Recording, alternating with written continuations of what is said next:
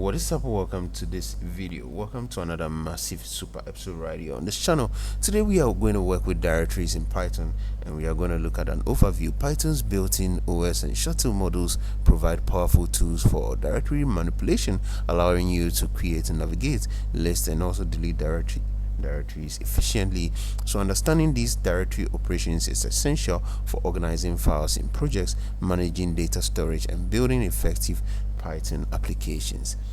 So what are the core directory operations? So we create while we import OS a single directory using os.make there, and then we add nested directories os.make theirs, and then we add, and then we also have the navigate where we get current directory using the os.get cwd, and then we change directory where we also have os.chdr. So pause the video at this point and do well to play around with them to understand how they actually work. We also have a removal where we use empty directory os.remove directory rmdir. We also have the directory with contents where we do shutil.rm3 with the files. Okay, so that's how this actually works.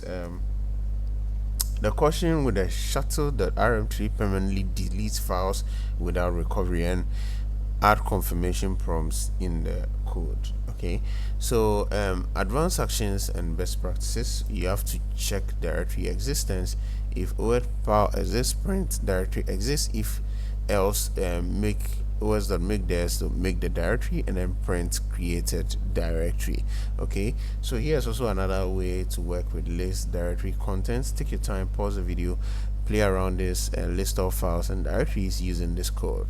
We also have a robust error handling where we use try except, and then while working with this, we also use some robust error handling techniques throughout the code. So for cross-platform compatibility, always use os.path.join function or method to create paths rather than hard coding slashes, and consider using the newer pathlib model for an object-oriented approach to path manipulation. So thank you for watching this video.